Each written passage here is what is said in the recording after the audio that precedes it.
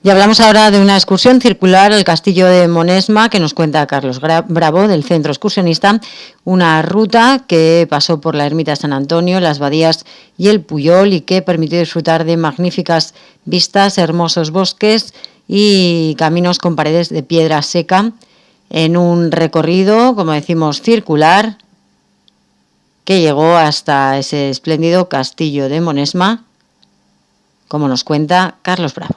Les dejo pues con esta excursión circular al castillo de Monesma, que también incluyó la visita a Claravals, Tresserras y San Esteban del Mal, además de algunas casas del propio Monesma. De Monesma a Cajigar, de una excursión al castillo de Monesma, que es un sitio menos conocido y muy interesante, una excursión relativamente sencilla, siempre por el municipio de Monesma y Cajigar, que son dos poblaciones distintas que se unieron en un municipio. Cuéntanos un poco de dónde salimos. Sí, vamos a contar la excursión. Sí, nosotros esta la hicimos una mañana, no hace unos días, y salimos desde Graus. Entonces para ir en vehículo pues hay que ir por la carretera de Roda d'Issaben a Bonanza, la A1605, autonómica 1605. Luego cuando se llega al cruce de l'Asquarre pues hay que desviarse hacia l'Asquarre, pasar por l'Asquarre, que queda a la derecha, subir a Castigaleu y un poquito después de Castigaleu, entre Castigaleu y Monesma, pero poco después de pasar Castigaleu, 2 o 3 kilómetros yo creo, hay un punto en el que el GR1 cruza la carretera. Entonces hay allí una pequeña explanada a la derecha, ya en término de Monesma. Hay una pequeña explanada y hay un cartelito que indica que allí cruza la carretera el GR1, que está ahora recién señalizado. Y allí hay una pequeña explanada a la derecha donde se puede aparcar. Hay espacio para varios coches. Nosotros íbamos, creo, 5 coches y ya los pusimos todos allí sin ningún problema, a la derecha. Es el único punto de la carretera, después de Castigaleu, dirección Cajigar y Monesma, en el que hay un cartelito amarillo de estos nuevos que se observa, se ve desde la carretera, y ese es el punto donde empezamos la excursión. Hicimos una excursión que es como un 8 asimétrico, 2 circulares, 2 pequeñas circulares. Una a un lado de la carretera, más cortita, y la otra un poco más larga, una al lado izquierdo de la carretera y otro al lado derecho. Y así será una excursión de poco más de 13 kilómetros, pero muy agradable. Se puede hacer, claro, solamente una de las partes. La primera parte es simplemente subir a la ermita de Sant Antoni, como le llaman ellos, San Antonio o Sant Antoni. Es una ermita que creo que fue restaurada en el 2000, ahora dudo si es el 2008 o el 2005, creo que en el 2005, sí. Fue restaurada en el 2005. Yo ya la he visto siempre restaurada, no llegué a ver la anterior, Esta ermita, a la que va mucha gente de la zona en la romería del 17 de enero, que ha sido justo estos días, nos viene muy bien también hablar de este punto, de este lugar, porque justamente en estas fechas de enero es cuando se hace la romería, aunque por lo que he leído en algún sitio, la ermita está dedicada, claro, este año con las cuestiones del COVID, pues me imagino que como todas habrá estado o no se ha hecho o se habrá hecho con muchas restricciones, me imagino. Por lo que he leído en algún sitio, este San Antonio celebran los 2 San Antonios en esta ermita, el San Antonio Abad, que es ahora este de enero, y el San Antonio de Padua, y no sé si van también en el San Antonio de Padua, que creo que es en mayo, me parece, ¿no?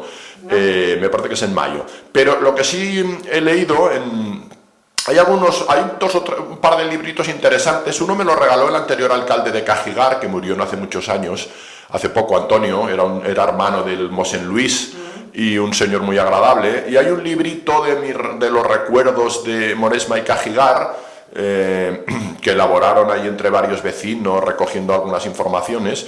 De allí hay algunos datos interesantes. Y luego hace unos años hicieron un libro que me lo regaló un alumno de l'Asquarre, se apellida Javier Larruy, estuvo un tiempo ahí en la Escuarra, ahora no está allí, que se hizo una mancomunidad de la Escuarra, Castigaleu, Monesma y Cajigar. Y editaron un libro de tapadura muy majo, con mucha información de los tres lugares, de los 3 municipios, en una especie de mancomunidad.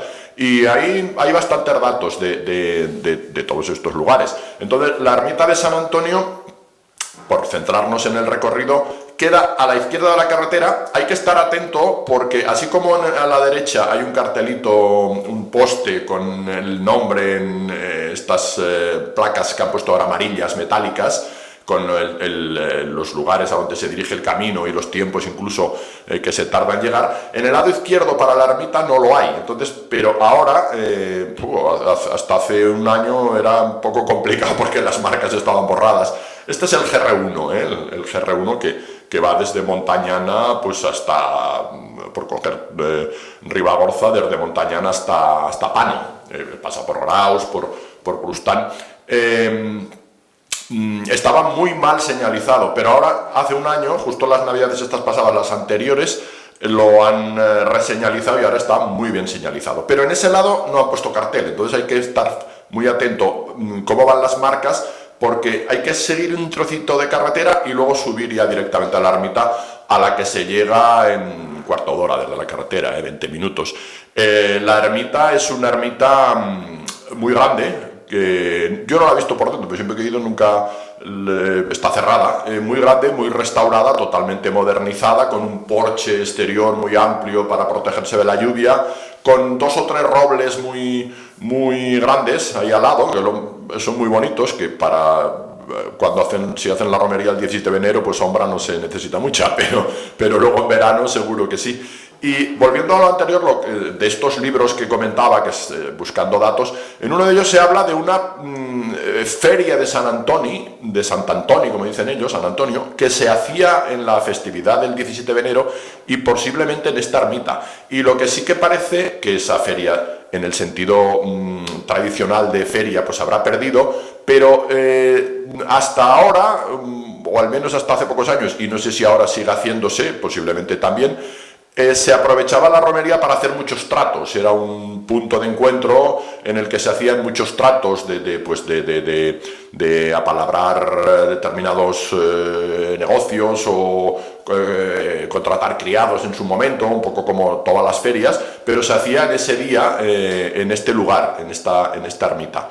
Es una construcción, ya digo, que ahora ha quedado muy grande, llama la atención porque no hay muchas ermitas de este tipo. Está dentro, yo durante mucho tiempo pensé que pertenecía a Castigaleu, porque la nombraba mucho la gente de Castigaleu, y la gente de Castigaleu va a la romería, pero pertenece al municipio de Monesma, Monesma y Cajigar ahora, pero pertenecía a Monesma, aunque el límite con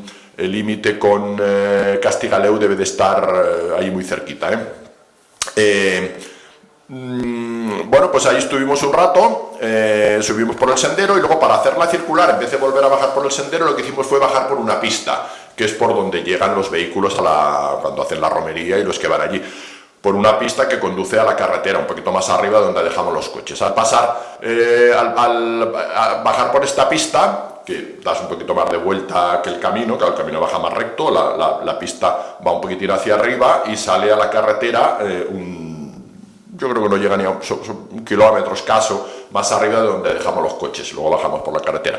En esa pista se pasa al menos por 2 casas, que son la casa Pradillo y la casa Tonera, y en esa zona están las que se llamaban casas de Sant Antoni o del Barranc, y una de las cuales era casa Perichuan, que bueno, Rosa Ferraz, de aquí de Graus, descienden de esta casa, de la familia de Navidad también descienden de esta casa Perichuan, que está entre las 3 o 4 que hay en esta zona. Alguna sigue habitada todavía, me parece que es la casa Pradillo, y otra de las casas, la casa Tonera, también por alguien, viven en Binefar y a veces acuden allí, porque una vez me encontré allí con una señora. Estas casas son las del Barranco. Monesma, estamos ya en el municipio de Monesma. Monesma es un lugar de hábitat disperso, como Güell. En alguno de estos libros leí que tenía 32 casas. Hay algunas agrupaciones de 4 o 5 casas, el Puyol creo que eran 6 casas, el Noguero, que está ahí muy cerquita, creo que eran 4 casas, pero eso es lo máximo. Muchas de estas casas son individuales, aisladas, separadas unas de otras y en una extensión bastante considerable, muy disperso el hábitat, en una zona muy amplia. Se unió con Cajigar y hicieron un municipio único que no tiene muchos habitantes, pero que, bueno, yo creo que funciona bastante bien, por lo que tengo entendido. Han asfaltado algunos tramos de carretera allí, subiendo de Cajigar hacia la Casa Fornó, la pista hacia Aren, toda la parte que está en el municipio de Moresma, Cajigar, también está asfaltada, y ahora casi todas las casas tienen carretera y asfaltada de acceso, muchas de ellas. E incluso han puesto ahora por fin señalización con los nombres de las casas, que hacía falta porque llegabas a una casa y no sabías cómo se llamaba, si no mirabas el mapa. Eso pasaba también en Güell hasta no hace muchos años. Bueno, pues bajamos por esta pista, volvimos a la carretera y desde la carretera, bajando un poquito por ella, llegamos otra vez a donde estaban los coches. Hicimos este primer círculo, que es muy pequeño, y entonces empezamos la excursión más larga, que en cierta forma, pues bueno, se puede ahorrar uno hacerlo de la ermita si no quiere y hacer esta otra, que ya tiene enjundia por sí misma, porque lo que he dicho, salvo la ermita y estas 2 o 3 casas, que además la ermita es moderna, pero tiene su interés sobre todo por la, digamos, devoción que hay en la zona y por toda esta historia del lugar de encuentro que significa. Una vez que volvimos a donde estaban los coches, entonces ya ahí está perfectamente marcado el camino de salida, con una placa, como he comentado. Ya coges el GR1 perfectamente señalizado ahora, afortunadamente y por fin, marcas rojas y blancas con bastante frecuencia. Hay que estar de todas maneras atento porque el camino es un poco sinuoso y al principio se baja un barranco. Este barranco, el día que estuvimos, estaba bastante helado. Ya estamos comentando todas, llevamos ya no sé cuántos días y creo que vienen no sé cuántos más, que son prácticamente todos iguales. Las mañanas son muy frías, ese día también hacía un frío del carajo por la mañana, pues como todos los días, 6, 7, 8 bajo cero, y las zonas de sombra, pues estabas ahí bastante helado al principio, pero luego en cuanto sale el sol se está de maravilla. Aquí al bajar al barranco es un poquito más subago, se cruza el barranco por unas piedras sin ningún problema y se sube por un camino muy bonito, enlaza con una cabañera, una cañada real para el paso del ganado, un camino muy ancho con paredes de piedra seca a ambos lados, muy bonito, y en muy poco rato, yo creo que en menos de media hora, se llega a Las Badías, que es un sitio. La gente que iba ese día en el grupo, que era bastante numeroso, que estábamos 18,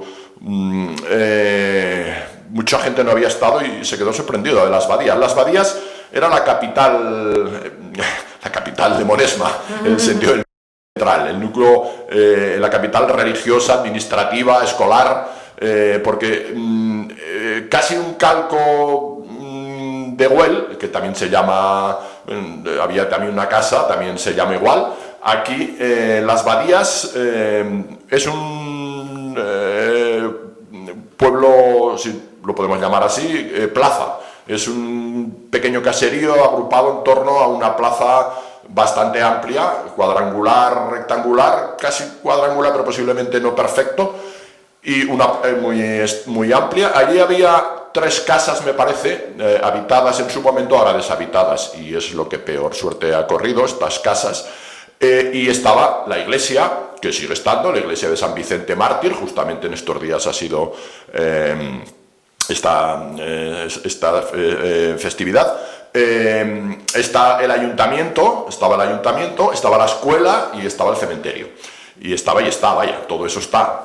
Obviamente, el edificio mejor conservado es el cementerio. O sea, quiere decir un poco por dónde han ido los derroteros de estas zonas, porque sigue siendo el cementerio de Monesma.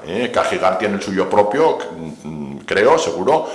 Monesma tiene ahí el cementerio y se sigue enterrando ahí, porque en los cementerios, aunque es un lugar así tétrico, siempre, claro, y hay gente a quien le produce un cierto rechazo Pero a mí siempre me ha gustado mucho entrar en los cementerios, porque hay una cuestión, los cementerios te dan mucha información de los apellidos, de los nombres de la gente, y aquí es un cementerio muy limpio, hay nichos y tumbas en el suelo, pero está agrupado además por casas, por las casas de Monesma, tienen como filas de nichos y en muchas de ellas pone arriba el nombre de la casa y bueno, te orienta mucho los apellidos, pues el apellido Jovellar, luego hablaremos del personaje más ilustre de esta zona que era el general Jovellar. Apellidos, pues bueno, no recuerdo, había bastantes moranchos, te da una idea y luego está perfectamente cuidado, claro, porque se sigue enterrando allí y ya ves las fechas y muertos muy recientemente, y dices, bueno, esto es del año pasado, enterrados allí. Y luego está la escuela, que era un edificio más moderno, relativamente más moderno, pero sin embargo había quedado ya abandonado, de ladrillo, pero ahora se ha restaurado totalmente, se ha reformado perfectamente, con unas persianas blancas perfectamente, se puede entrar. Y tengo entendido, no lo he podido confirmar del todo, pero tiene todo el aspecto y así creo que se va a destinar a local social es un sitio más céntrico, más central y el lugar de encuentro. Creo que todavía, hasta no hace mucho, se hacía en la iglesia, que no he podido ver nunca por dentro, porque aquí, claro, estos sitios tienes la dificultad siempre de encontrar a alguien, de localizar. Ahí en la abadía no vive nadie y las casas más próximas están algo lejos. Estaba diciendo que creo que una vez al mes, hasta no hace mucho, hacían misa allí también. Ahora ya no lo sé, porque estaba Mosén Luis un tiempo en Cajigar, que ya murió, que era bueno, totalmente vinculado a la zona. Ahora pues la iglesia no la pude ver por dentro, es una iglesia del siglo XVIII, que en algún sitio he leído que esta iglesia en su origen estaba donde está ahora el castillo de Monesma, y que quedaba muy lejos, más que lejos, con un acceso bastante difícil. Hay que pensar que el castillo de Monesma está a más de 1200 metros de altitud y ahí sí que solamente hay una pista y no siempre muy buena. Los mismos vecinos pidieron que se cambiara la ubicación y parece ser que en el siglo XVIII se construyó esta en las Badías, que a lo mejor había ya otra, no lo sé. Y ahora queda un conjunto muy bonito, ya digo, una plaza rodeada, por un lado, en el lado, cuando vienes tal como lo hacíamos nosotros, a la izquierda quedaba el ayuntamiento, la iglesia, justo enfrente la escuela, a la derecha el cementerio y detrás algunas de las casas, 3 casas creo que son las que están más en ruinas, y por la parte nosotros ya salimos hacia el este, que es por donde llega la carretera. Nosotros subimos por camino y ahí se llega también por carretera. Las Badías, creo que lo he descrito ya con bastante detalle. Desde allí se continúa ya por el GR1, siempre por el GR1, se baja hacia una pista. Hay que estar muy atento porque luego hay abajo un panel explicativo, y ese ya estaba desde hace tiempo, cuando señalizaron en los años 90 este GR. Y luego hay que estar muy atento, aunque ahora no hace falta estarlo tanto porque es imposible no verlo. Hay un poste de madera nueva con el indicador metálico amarillo y los nombres. Se sale uno de la pista y se coge el sendero que lleva hacia el Puyol y el castillo de Monesma. El GR1 no pasa por el castillo, pasa por el Puyol. A mí siempre me pareció que era un poco, luego lo comentaré, yo creo que el GR debería pasar por el castillo, o en su defecto, como es ahora que no pasa, en el Puyol poner un indicador para orientar a la gente hacia el castillo. No hay ni un indicador del castillo, y es lo más interesante, sin ninguna duda. Este sendero ahora está muy bien señalizado, incluso han evitado una zona que daba cierto vértigo, porque el camino pasaba por una zona de margas, solo era un paso muy pequeño, pero era un poco arriesgado, porque se deslizaba un poco. Yo recuerdo que una vez con una compañera del instituto se bloqueó allí y lo pasó fatal. Ahora hubo gente que pensaba que iba yo de guía y se pensaba que me estaba equivocando, pero ya le dije, no, está el camino por aquí abajo. Ahora, con muy buen criterio, se ha evitado ese trozo. Lo que ocurre es que no se ve muy bien la marca, porque claro, uno llega allí y parece que el camino siga por este punto. Cuando se llega dices, ostras, pues aquí esto no es nada fácil. Y hay que darse cuenta de que las señales marcan hacia abajo. Entonces, haces un poco de bajada y vuelves a subir y evitas ese paso malo que eran unos metros. Totalmente con buen criterio este cambio, pero hay que estar atento para saber verlo, porque no están las marcas, pero están en el suelo y hay que darse cuenta de que allí el camino no sigue recto, sino que baja un poquito, vuelve a subir para evitar ese tramo que era un poco peor. Y desde allí ya por camino estupendo, bastante bueno, más limpio, porque antes la entrada al Pujol estaba lleno de barzas y de arbustos, y ahora no, está muy limpio, o bastante limpio, relativamente limpio. Se cerrará otra vez posiblemente, porque la entrada a los pueblos, por lo que sea, muchas veces siempre sale más vegetación. Se llega al Pujol. El Pujol, como su nombre indica, un Pujol, fíjate que es la misma raíz que Puyada, o sea, un Pujol es un lugar en alto, un Pujol es un cerro, en castellano sería un cerro, una colina, un lugar al que hay que subir. Pujol está ya bastante alto, está a más de 1000 metros de altitud, y eran 6 casas, en algunos sitios he leído 6, en otras 5, pero solo queda una habitada, que es la Casa Sarroca.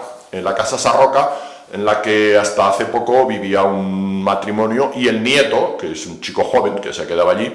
El matrimonio procedían de Tolba y de Las Cuarre, también creo que había una de las hijas, y ahora este invierno ya no estaban, ya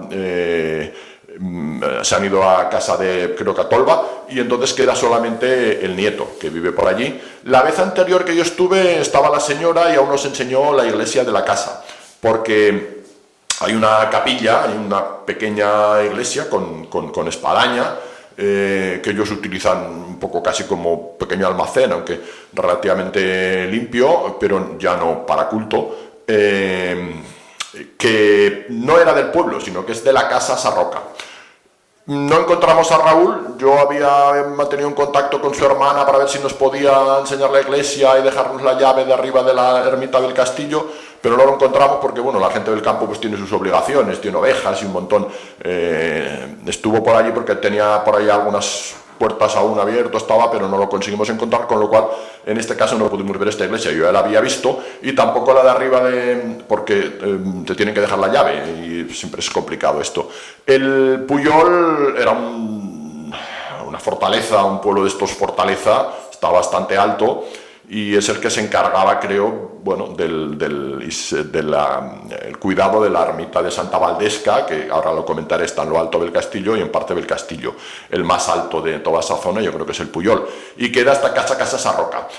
Tengo que comentar que allí llega carretera, pero la carretera no pone en ningún caso el Pujol, porque algunas personas me lo han dicho, dice, no sé cómo se llega al Pujol, si es que no está indicado por ningún sitio, es que no pone el Pujol, pone Casa Sarroca, porque ahora han puesto una señalización nueva en la carretera de las Casas de Monesma, las carreteras, porque es un laberinto y pone los nombres de las casas. Entonces el Pujol, como la única casa habitada es Casa Sarroca, pone Casa Sarroca. Es decir, que si uno quiere ir al Pujol, la señalización que hay en la carretera es Casa Sarroca, que es la única habitada. Dimos una vuelta, por detrás hay un pozo muy majo, y desde allí subimos ya por la pista. Ahí no está indicado, yo ahí sí que echo de menos, como he comentado antes, un pequeño indicador hacia el castillo de Monesma. El castillo de Monesma era un castillo medieval importante y está muy olvidado, la verdad.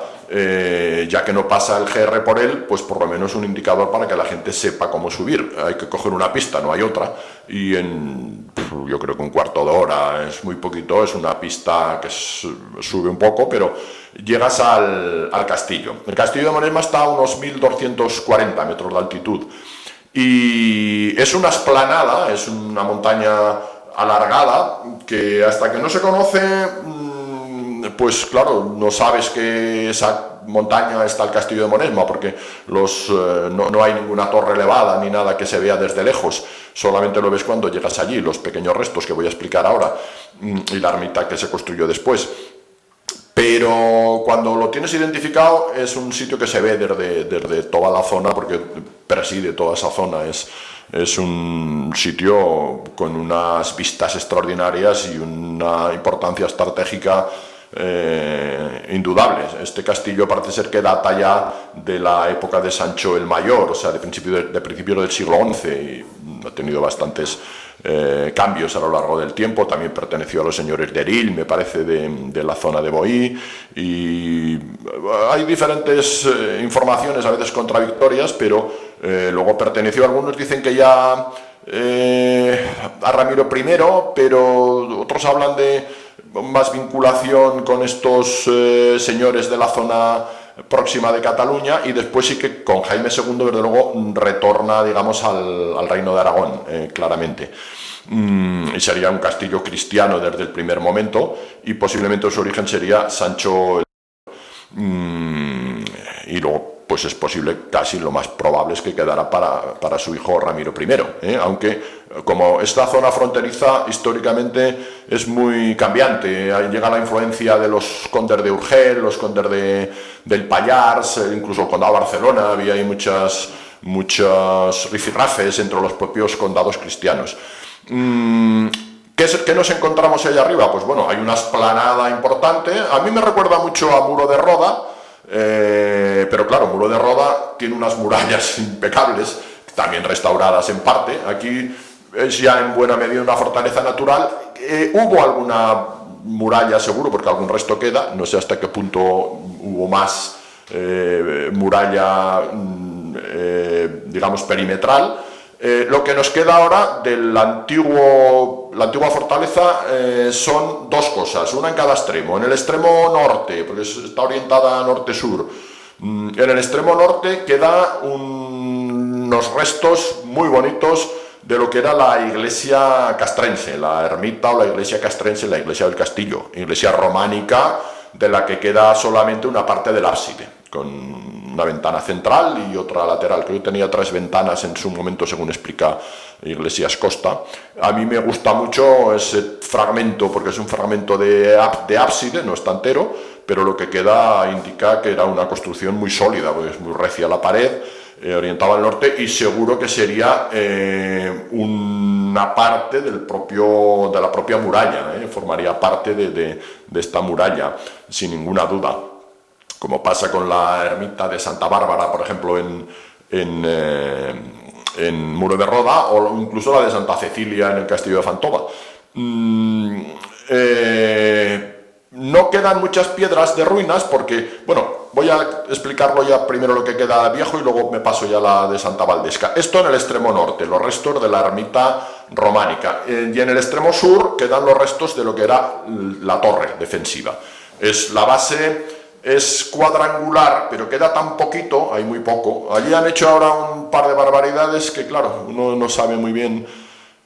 Una ya hace tiempo, que es que justo en la torre pusieron el vértice geodésico, justo encima de la torre. La torre tiene una base pequeñita, no queda poca altura, no sé cuánto me cuesta a veces calcular, pero son pocos metros de lo que queda en pie. Entonces, en ningún sitio de los que he leído tienen muy claro si era toda cuadrangular, si podía tener forma pentagonal, si incluso da una sensación de que pudiera ser algo circular.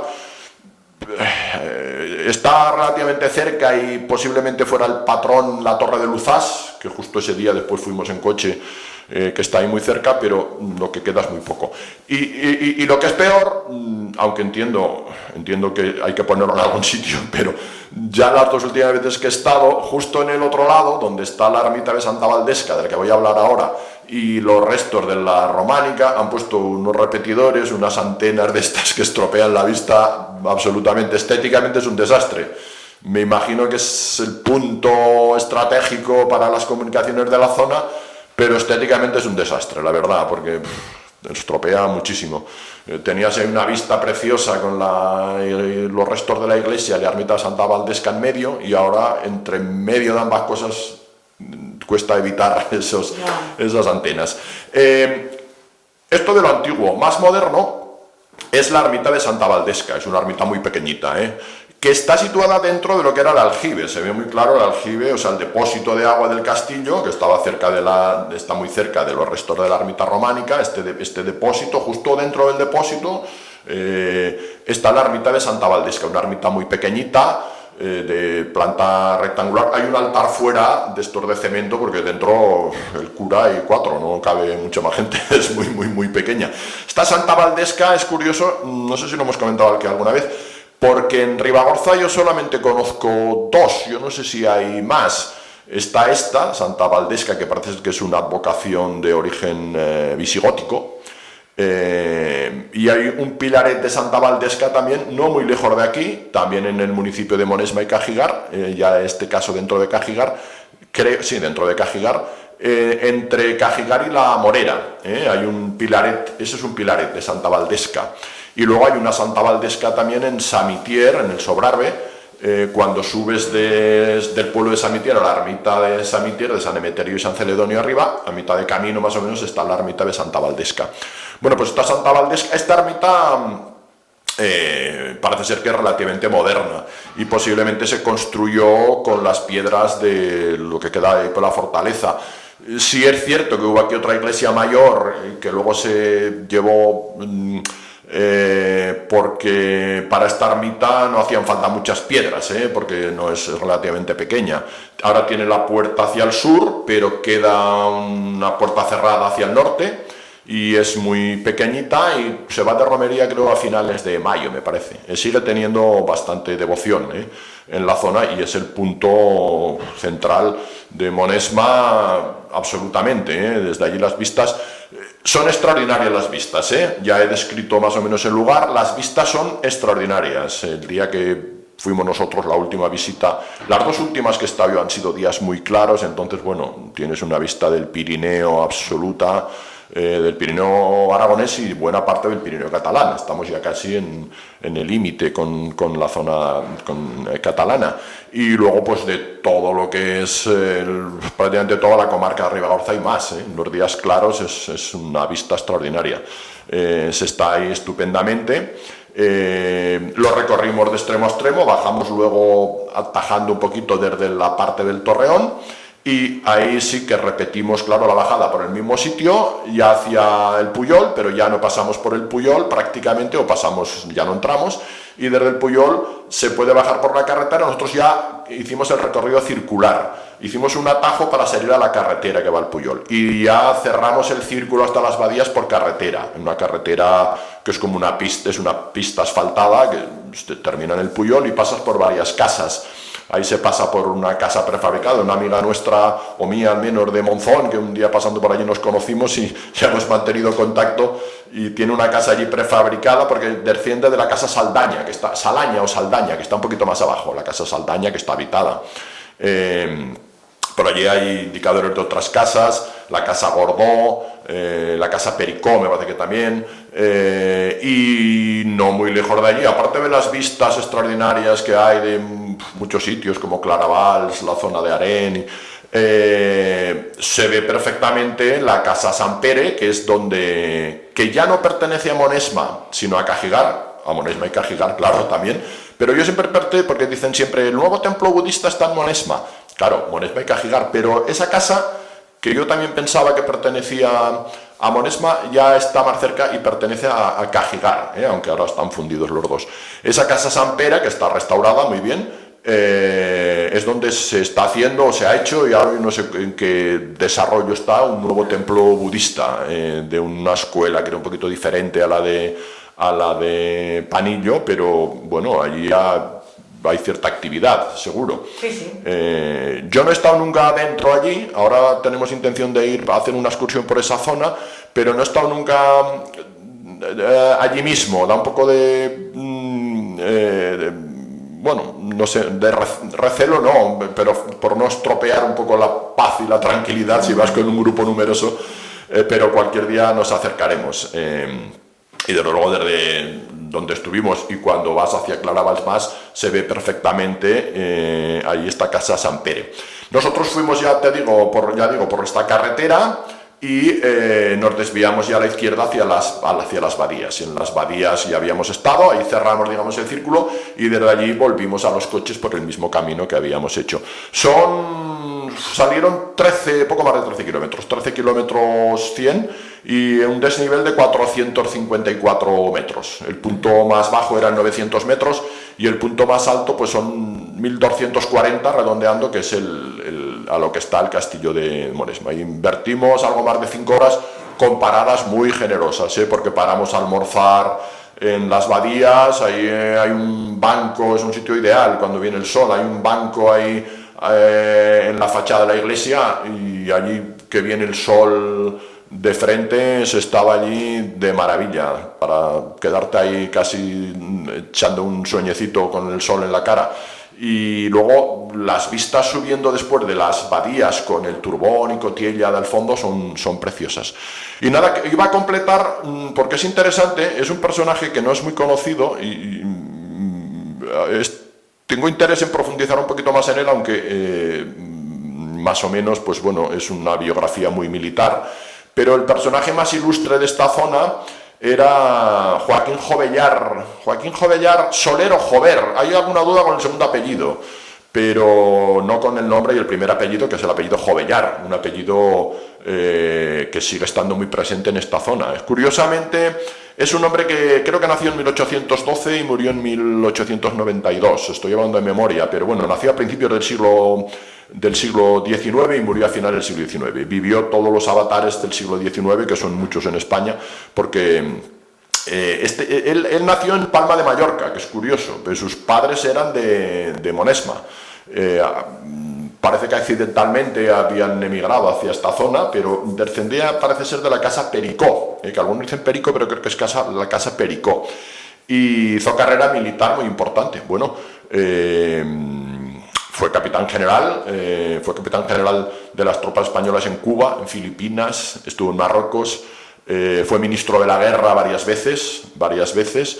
Empezó siendo conservador y sofocando alguna rebelión liberal, pero luego, por descontento personal al parecer, colaboró y participó en la revolución de 1868 contra Isabel II, en esta que se llama la Gloriosa. Y luego, incluso, esto lo tengo que acabar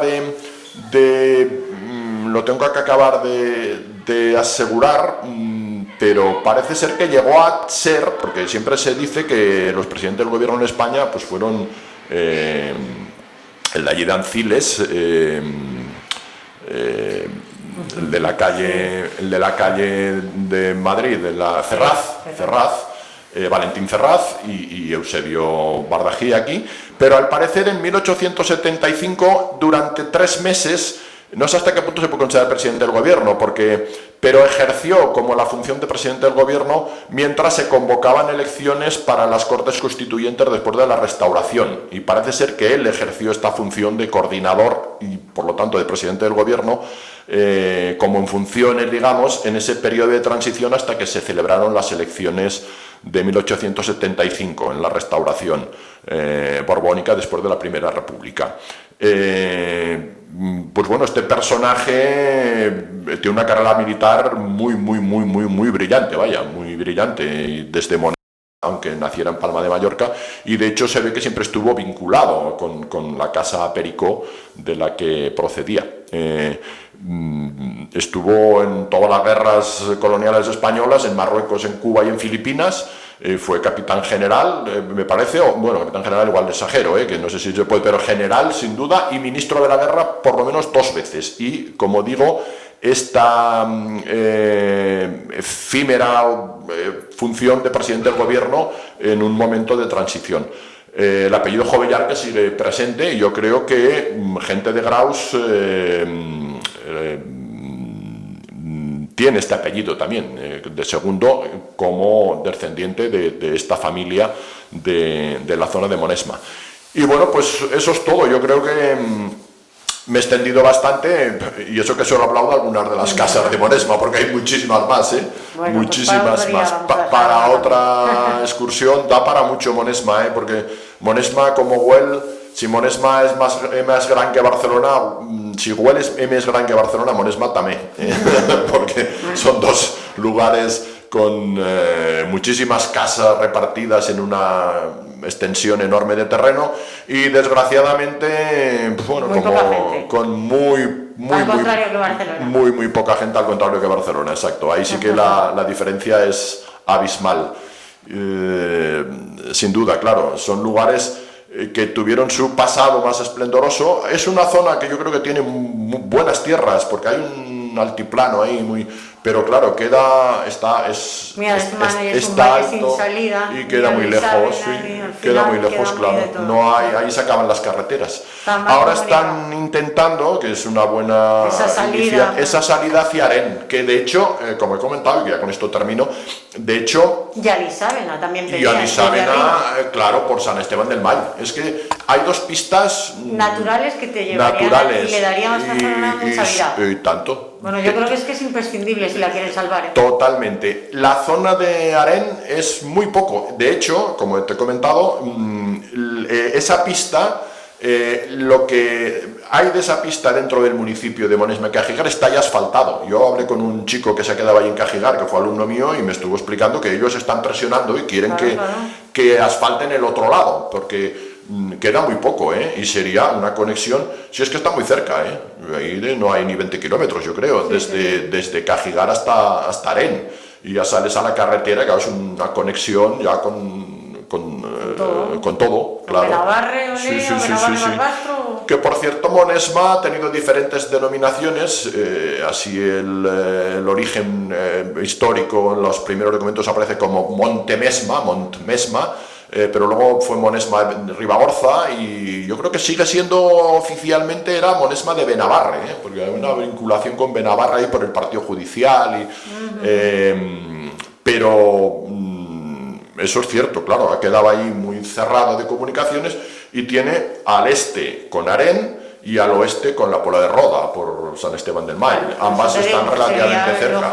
Sí. Darle ahí esas conexiones para revitalizar la zona. Es vital. A ver si... revitalizarla antes de que se muera del todo, porque no sé, como no vengan muchos budistas, que no creo, no es muy fácil, nunca se sabe, claro, pero... se dedican más a la contemplación, con todos mis respetos que son absolutos, como a todo el mundo, vaya. Es una zona muy envejecida y muy despoblada, esa es la cruda realidad, ¿no?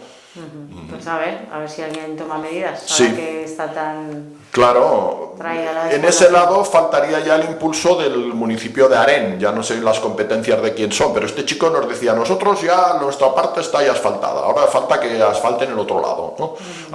Porque ellos han asfaltado hasta donde acaba su municipio, y falta el de Aren, que es otro municipio grandioso, pero que no supone un gran gasto porque es una pista fácil, no tiene grandes dificultades orográficas tampoco, en principio. Pues a ver si alguien toma medidas. Muchísimas gracias, Carlos. A ti.